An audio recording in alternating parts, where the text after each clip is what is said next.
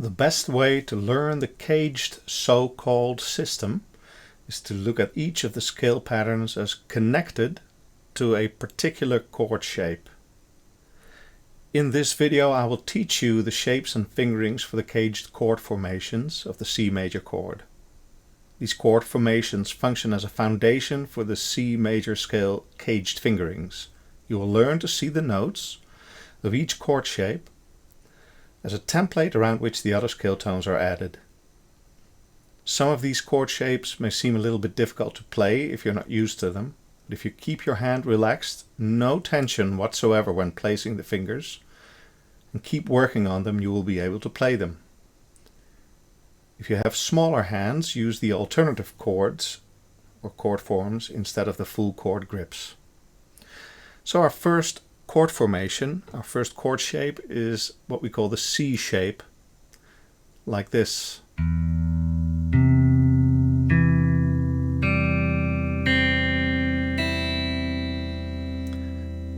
Now you'll notice that I'm not leaving out any strings here, so I'm playing all of the 6 strings, and you may know this chord as a C chord with an E bass note. The reason I'm not leaving out any notes is that I prefer to have a note on each string around which the scale will fall when we play the entire scale. So once again, the C shape, we're using all 6 strings here.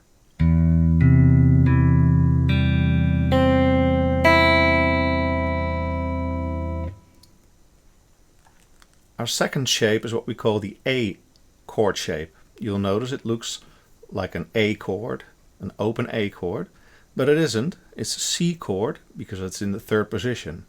But we call it the A shape. Notice that we're following the CAGED CAGED spelling. So our first chord was the C. Now we go to the next letter of the word CAGED, and it's the chord A, or the shape of the A chord. Now this again is a 6-string chord. I'm not leaving out any notes. I want a note on every string.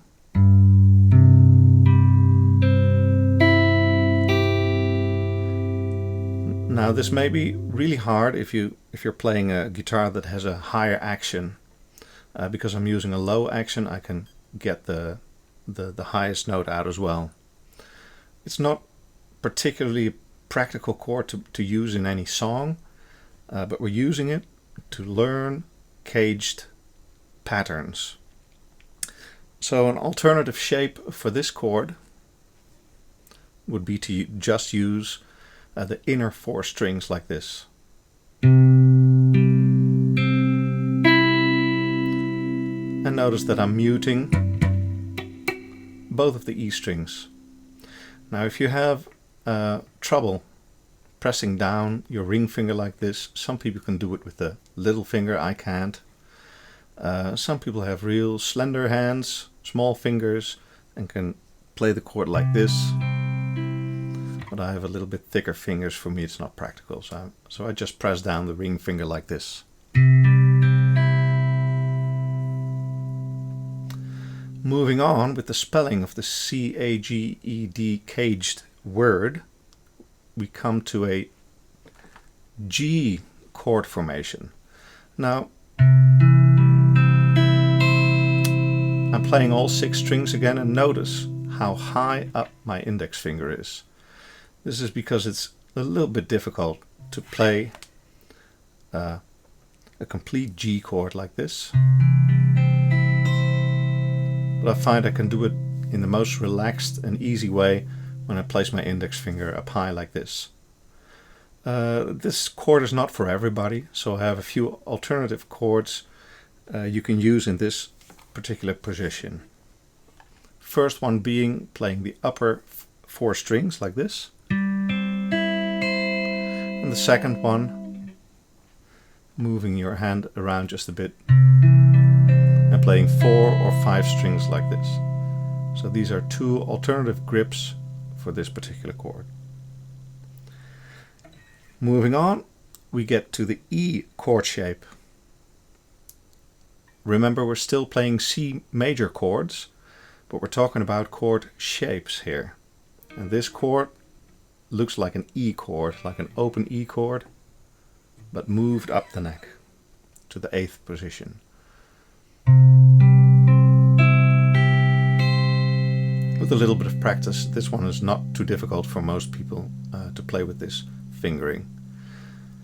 But for all practical purposes, here are a few alternative grips. This is a popular grip in pop and rock styles, using a thumb grip like this, with the thumb on the 8th position, and then 3 fingers on the D, G and B strings. You'll find many players in the style of Jimi Hendrix, John Mayer and others playing this way. And then, like one of the first F chords you'll learn,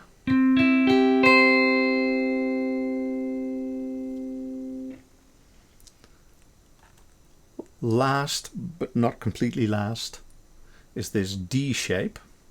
And notice how I'm playing this, adding one note. So I have my ring finger on the high E string on the 12th position, pinky on 13, middle finger, and it's a bit crowded here, but I'm trying to still relax all my hand. Middle finger on the G string 12, index finger on A and D string 10th position, and then, just because I want to remember that this note is in this shape as well, I just add it with the index finger of my right hand. Now a few little bit more practical chord shapes. In real life you might want to use the chord like this, with the root of the chord on the D string, perhaps a fingering like this, or like that. And one of my favorite chord shapes, a C with an E bass note, very pretty. And then finally we have to repeat the C chord shape we played in the open position, because you need to be able to play it as a bar chord like this.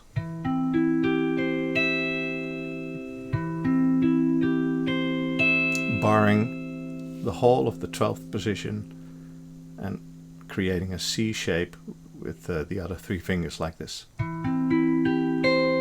Be sure to practice this properly and have good articulation on each and every one of the chords.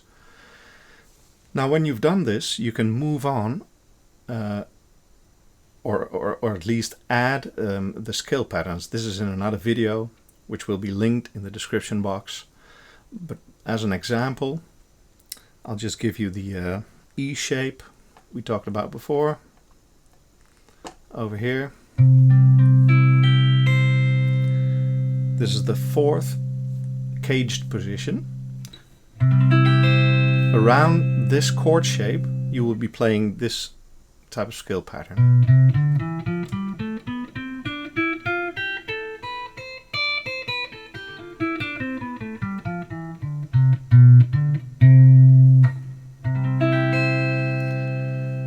And when you start learning to combine these chord shapes and the scale patterns, always practice like this. Play the chord shape, play the whole of the pattern, etc. Ascending and descending, finish the pattern, and end again with the chord shape. And do this in every position, in each of the positions, so that you really have a good understanding of how these chord shapes and correspond to each of the scale patterns. Good luck!